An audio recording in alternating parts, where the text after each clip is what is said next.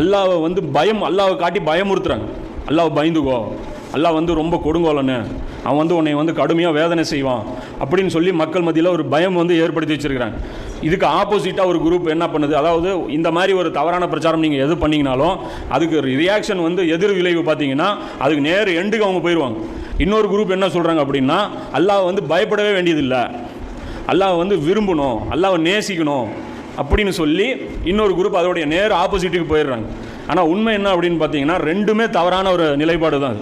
இதை பற்றி வந்து இப்னு ஹஜர் இருக்காங்க இல்லையா, இமாம், அவங்க வந்து ஒரு அழகான ஒரு கருத்தை வந்து அவங்க சொல்கிறாங்க.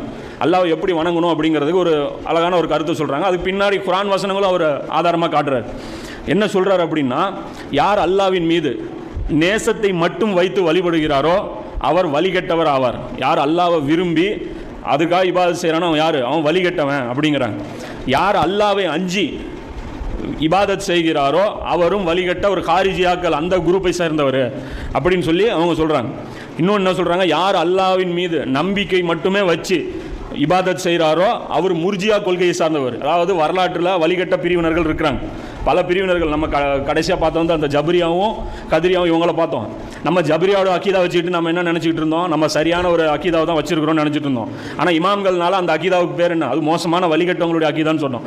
அதே மாதிரி ஒரு மோசமான வழிகட்ட ஒரு அக்கீதா என்னன்னா அல்லாஹ்வை அஞ்சி மட்டுமே இருக்கிறது, இது வந்து காரிஜியாக்களுடைய குணம்.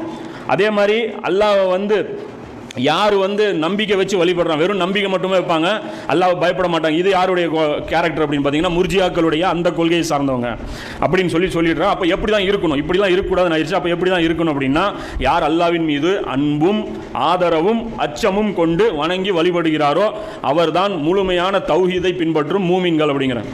உதாரணத்துக்கு என்ன இருக்கணும், அல்லாஹ் மேலே அன்பும் இருக்கணும், அல்லாஹ் நமக்கு மறுமையில் கூலி கொடுப்பான் அப்படிங்கிற ஒரு ஆதரவு ஒரு நம்பிக்கையும் வைக்கணும். அதே சமயம் நம்முடைய பாவங்களின் காரணமாக அல்லாஹ் நம்மளை தண்டிப்பான் அப்படிங்கிற அந்த அச்சமும் அல்லாஹ் மேலே வைக்கணும். இப்போ இந்த அல்லாஹ்வுடைய அச்சத்தை பற்றி இது வருது. இவை அல்லாஹ் விதித்த வரம்புகளாகவும் அந்த வரம்புகளை தாண்ட முற்படாதீர்கள். இப்போ அல்லாஹ்வுடைய வரம்புகளை நீங்கள் தாண்ட முற்படாதீங்க. நீங்கள் தக்வாவுடையோர் ஆவதற்காக அல்லாஹ் தன்னுடைய வசனங்களை தெளிவாக்குகிறான். இப்போ அல்லாஹ்வுடைய ஹராம் ஹலால் இருக்கு இல்லையா, அல்லாஹ் ஹராம் தடை செஞ்சிருக்கிறான்ல, அதை வந்து நம்ம டச் பண்ணும்போது நமக்கு பயம் இருக்கணும்.